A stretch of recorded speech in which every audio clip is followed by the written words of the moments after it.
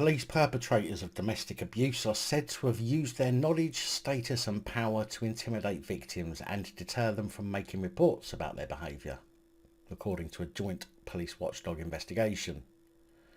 A report carried out by the College of Policing, Her Majesty's Inspectorate of Constabulary and Fire and Rescue Services and the Independent Office for Police Conduct has found that police forces in England and Wales were responding to reports of their own officers committing domestic abuse in a way that is significantly harming the public interest, with only 9% of such allegations leading to a criminal charge.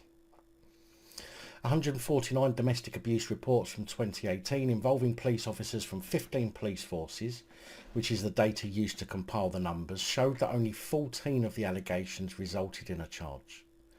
The investigation was commenced in response to a super complaint submitted by the Centre for Women's Justice, the result of which was published on Thursday, in which it found that not all police forces are treating these cases with the gravity they deserved. Oh really? And it's taken an investigation to come to that conclusion, has it? Surely all you need to do is look at the number of police who are found guilty of such offences and use the same logic they do with crimes committed by the public. You should be able to determine that the number of crimes reported is only a fraction of the number of crimes committed. Dave Tucker, the head of crime and criminal justice at the College of Policing, said, "This is the most thorough review ever undertaken on how police respond to domestic abuse cases involving their own staff. And during our investigation, we heard harrowing stories from victims about the abuse they had experienced and the further harm caused to them by poor response from policing. Our recommendations will significantly improve the police response to these allegations so that victims of domestic abuse know they will be properly protected, receive a high standard of care and a good investigation, regardless of who the suspect is. I'm encouraged to see many forces already taking steps to address the issues that we found."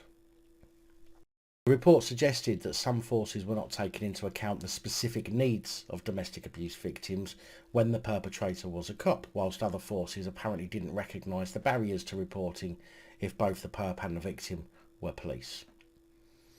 It also determined that, surprise surprise, misconduct hearings were not always being held when they should have been, and in some cases were not being conducted properly.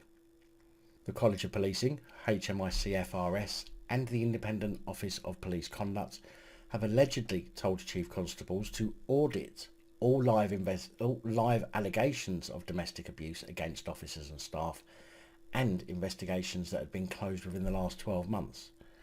They also recommend that police forces should have plans in place to ensure suspected cases of police perpetrated domestic abuse were investigated by someone with no prior connection to any of those involved in the allegations, including consideration of transferring cases to another force where necessary.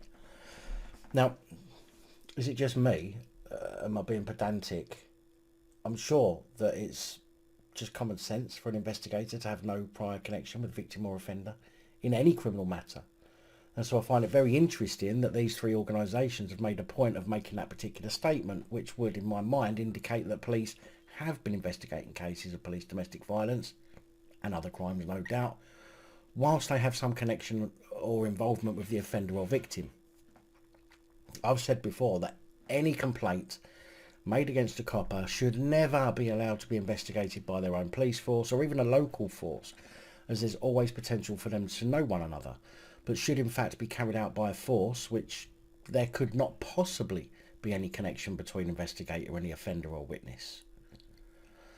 Now, why does it take an investigation to work that out?